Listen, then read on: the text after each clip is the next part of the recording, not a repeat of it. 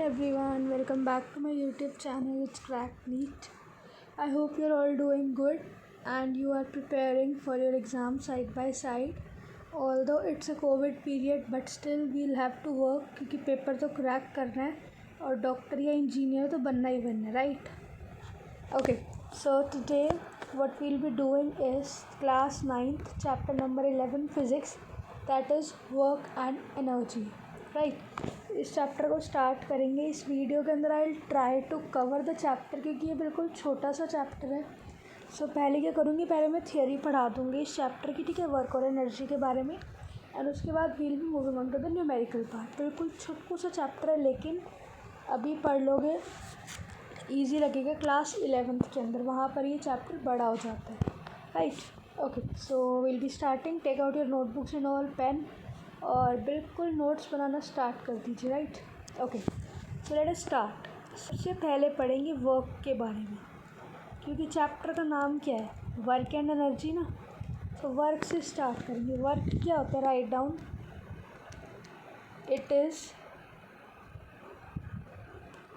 Defined as the product of force and displacement. ये work की definition. Work क्या होता है, प्रोडक्ट यानी कि मल्टीप्लिकेशन किसी दो चीज़ का होएगा. किस चीज़ का होता है, फोर्स का और डिस्प्लेसमेंट का. यानी कि जब किसी ऑब्जेक्ट में फोर्स लगाओगे और वो अपनी पोजीशन से डिस्प्लेस हो जाएगा तो हम कहेंगे कि some amount of work is done. For example, आप जिस कॉपी पे लिख रहे हो थोड़ा सा उसमें फोर्स लगाओ, उसको पुश करो, it gets displace from its original position, तो यानी कि you have done some work, ठीक है. सो वर्क क्या होता है, it is defined as product of force and displacement. So अब इसको मैथमेटिकली लिख लेते हैं. Right down. Mathematically work equals to force into displacement. So what we can write is कि W इक्वल्स टू F यानी कि फोर्स इंटू एस. ये हो गया हमारा फर्स्ट फार्मूला इस चैप्टर का. इस चैप्टर में फार्मूलाज बिल्कुल याद रखने हैं और कुछ नहीं है इस चैप्टर में, जस्ट कंसेप्ट्स हैं. फार्मूलाज को बॉक्स में डाल देना ताकि जब चैप्टर ख़त्म होने के बाद आप अपनी फार्मूला डायरी के अंदर नोट्स लिखो तो उसके अंदर आपके पास ये हो कि फटाफट बॉक्स वाली चीज़ें उस डायरी में नोट करते जाओ, ठीक है. सो ये हो गया work equals to force into displacement. उसके बाद write down work is a scalar quantity. Scalar का मतलब क्या होता है, इसकी सिर्फ मैग्नीट्यूड होती है, डायरेक्शन नहीं होती. मैग्नीट्यूड यानी कि न्यूमेरिकल वैल्यू, ठीक है. उसके बाद write down it's SI unit. So SI unit is joule, JOULE. इसको J से लिखते हैं. या फिर इसका यूनिट क्या हो सकता है, फोर्स इंटू डिस्प्लेसमेंट. तो फोर्स का न्यूटन, डिस्प्लेसमेंट का मीटर. सो न्यूटन मीटर भी लिख सकते हैं, ठीक है. दोनों चीज़ हो सकती है. उसके बाद वर्क जो है it can be both positive and negative. Positive work done भी हो सकता है, नेगेटिव वर्क डन भी हो सकता है. कब होता है, कैसे होता है, वो मैं अभी आपको लिखवाऊंगी, ठीक है. सो वर्क डन को नेगेटिव कब बोलेंगे, कौन सी कंडीशन में नेगेटिव होएगा. Write down when force acts opposite to the direction of displacement. यानी कि जब फोर्स की और डिस्प्लेसमेंट की डायरेक्शन ऑपोजिट होएगी तो वर्क डन नेगेटिव होएगा. और दूसरी कंडीशन क्या है हमारी कि वर्क डन पॉजिटिव कब होएगा. सो राइट डन पॉजिटिव कब होता है, when force is in the direction of displacement. तो ये दो कंडीशन होगी. कंडीशन किस चीज़ की, कि वर्क नेगेटिव कब होएगा और वर्क पॉजिटिव कब होएगा. नेगेटिव कब होगा, जब फोर्स एक्ट कर रहा है डिस्प्लेसमेंट से अपोजिट डायरेक्शन में. एंड पॉजिटिव कब होगा, जब फोर्स एक्ट कर रहा है डिस्प्लेसमेंट की डायरेक्शन में, ठीक है. सो होगी हमारी दो कंडीशंस कब, जब the work done is negative and the work done is positive, right. Okay, इसके बाद let's move on to the next thing. Next thing हमें क्या लिखनी है, definition of 1 joule. What is 1 joule. Write down 1 joule क्या होता है, it is the amount of work done on an object when a force of 1 Newton displaces it by 1 meter along the line of action of force। तो ये क्या होगी, ये होगी हमारी डेफिनेशन किसकी, 1 जूल की डेफिनेशन, राइट। सो 1 जूल क्या होता है, 1 जूल यानी कि वर्क डन का फॉर्मूला से फोर्स इनटू डिस्प्लेसमेंट। तो 1 joule it is the amount of work done on an object जब 1 न्यूटन का फोर्स लगाएंगे वो डिस्प्लेस होएगा बाय 1 मीटर, ठीक है, किसके along the line of action of force. तो this was all about work के बारे में, इसके अलावा कुछ नहीं पढ़ना। सो हमारा टॉपिक के हिसाब से वर्क कंप्लीट। अब चलते हैं नेक्स्ट चीज़ पे, that is energy, right. So let's move on to the energy वाला पार्ट, ठीक है। Okay, so what is energy, write down. Energy is capacity of doing work, काम करने की कैपेसिटी को बोलते हैं एनर्जी, ठीक है। उसके बाद एनर्जी का यूनिट होता है जूल, JOULE जूल, यानी कि J is same as the work done वाला, ठीक है। So what will be 1 joule energy, so write down 1 joule is the energy required to do 1 joule of work. 1 joule energy क्या होगी, वो energy required जो कि 1 जूल काम करने में चाहिए होती है, ठीक है। ओके, इसके बाद 1 किलो जूल क्या होएगा, जैसे 1 किलोमीटर इक्वल टू 1000 मीटर होता है ना, वैसे 1 kilo joule equals to 1000 joule. ये कन्वर्जन आनी चाहिए, काफ़ी क्वेश्चंस में काम आती है, ठीक है। सो ये एनर्जी की डेफिनेशन जो है देखते हैं, forms of energy. So write down forms of energy. Energy की क्या क्या फॉर्म्स होती है, काफ़ी सारी फॉर्म्स होती है, 1 बाय 1 लिखेंगे। फर्स्ट फॉर्म लिख लो मैकेनिकल एनर्जी, ठीक है। मैकेनिकल एनर्जी क्या होती है, ब्रैकेट में लिखो काइनेटिक एनर्जी प्लस में पोटेंशियल एनर्जी। ये क्या होगी, पहली फॉर्म किसकी एनर्जी की, क्या होगी पहली फॉर्म, ये mechanical energy that is equals to the sum of the kinetic energy plus potential energy. उसके बाद सेकंड फॉर्म लिख लो हीट एनर्जी। एनर्जी की फॉर्म्स लिख रहे हैं, यानी कि एनर्जी के टाइप्स लिख रहे हैं। थर्ड लिख लो केमिकल एनर्जी। फोर्थ लिख लो electrical energy and last is light energy. So ये क्या हो गई, हमारी 5 टाइप्स ऑफ एनर्जीज हो गई, electrical energy, chemical energy, mechanical energy, light energy and heat energy, ठीक है।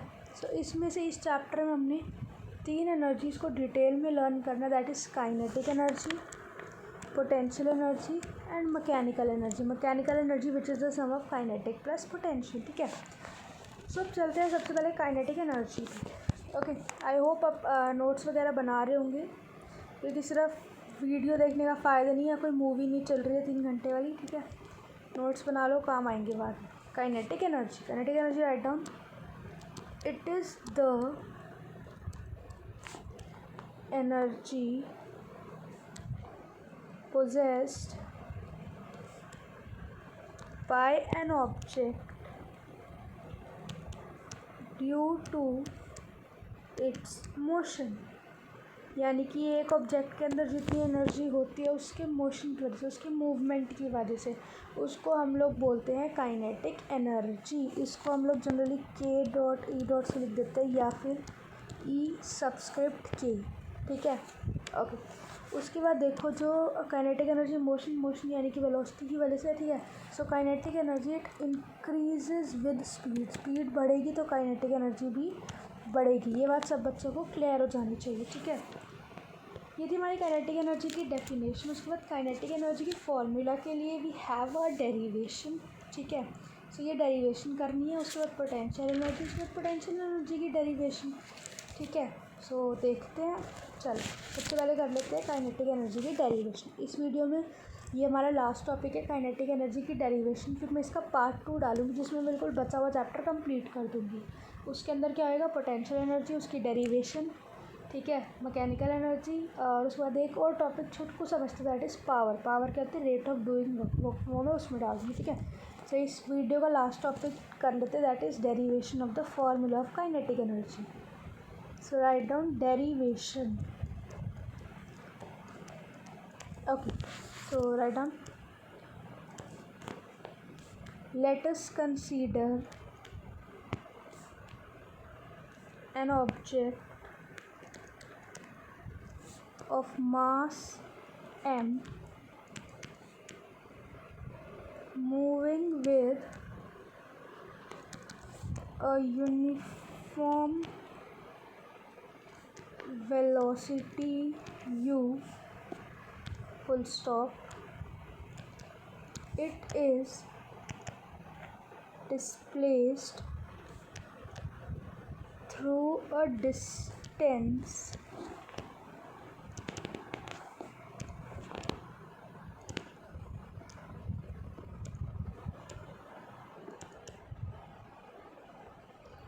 s when a constant force F, acts on it in the direction of displacement।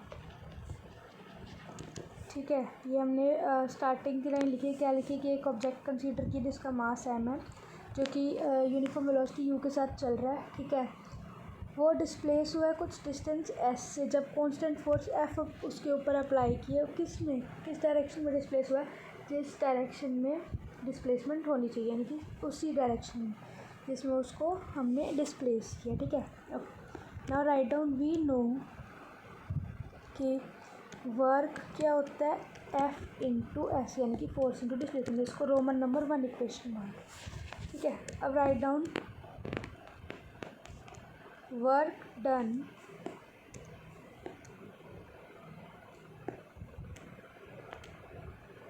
On the object will cause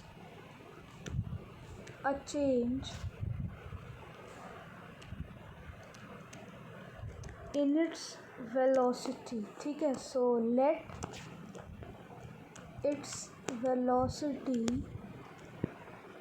change from u to v, full stop। let a be the acceleration produce. ये बिल्कुल basic चीज़ है, मतलब जो आपको लिखने में तो marks नहीं मिलते बोर्ड में। ठीक है, सो वर्क डन क्या होएगा, वह जो हमने मतलब जो वर्क हुआ है डन उस पर जब हमने ऑब्जेक्ट को डिस्प्लेस किया है तो वो कॉज करेगा उसकी वेलोसिटी में चेंज। पहले वेलोसिटी u थी, अब वेलोसिटी बन गई v। ठीक है, ए क्या है, एक्सेलरेशन प्रोड्यूस। ठीक है, उसके बाद सब बच्चों को याद होगा हमने इक्वेशंस ऑफ मोशन लर्न की थी। So from third equation of motion, सब बच्चों को पता है कि थर्ड इक्वेशन ऑफ मोशन क्या होती है, v² minus u² equals to 2as। यहाँ से मैं s को अलग कर दूँ, s will be what, v² minus u² by 2। ठीक है, also from second law of motion what we know कि f is equals to ma। ठीक है, ये हमें पता है। सो हमारे पास s की वैल्यू आ गई, हमारे पास f की वैल्यू आ गई। s की वैल्यू का मान लो 1, f की वैल्यू का मान लो 2। So putting value of f and s from 1 and 2 इन 1, मतलब f की वैल्यू जो निकाली है और जो s की वैल्यू निकाली है उसको 1 इक्वेशन में पुट कर देते हैं। ठीक है, सो लेट अस सी क्या आएगा। वर्क डन, फोर्स कितना था एम ए इंटू एस कितना था v square minus u square by 2a, a से a cancel, so I get half m v square minus u square, ये मेरे पास आ रहा है। ठीक है, ये हो गया वर्क डन। अब let us suppose if object is starting from rest, so तब क्या होएगा, इनिशियल वेलोसिटी 0 होएगी जब वो रेस्ट से स्टार्ट कर रहा है, सो तब वर्क डन क्या होएगा, half m v square minus 0, so it will be what, half m v square. ठीक है, okay. So from here it is clearly visible कि work done is equal to change in kinetic energy of the object. ठीक है, सो ये हो गया हमारा work done. उसके बाद लिख लो therefore kinetic energy possessed by an object of mass m moving with uniform velocity. अब यहाँ यूनिफॉर्म वेलोसिटी होगी v, क्योंकि u तो हमने 0 ले लिया, रेस्ट से वो स्टार्ट करा।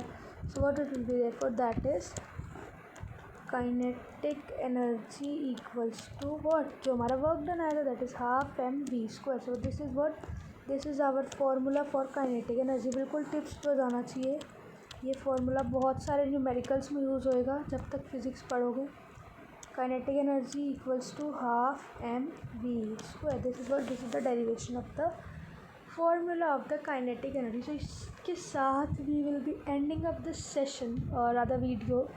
ठीक है, सो इसमें हमने क्या किया, वर्क पढ़ा, एनर्जी पढ़ा, एनर्जी की फॉर्म्स पढ़ी और काइनेटिक एनर्जी पढ़ी। नेक्स्ट में पढ़ेंगे पोटेंशियल एनर्जी, मैकेनिकल एनर्जी और पावर के बारे में। ठीक है, that will be end of the chapter. So इसके बाद मतलब एक वीडियो रह जाएगी, बाकी जो होंगे वो मैं क्वेश्चंस डालूंगी, न्यूमेरिकल्स, एग्जांपल्स और एक्सरसाइज वाले। ठीक है, so see in the next video, till then bye, take care, tata, notes बनाते रहो। Okay, so bye.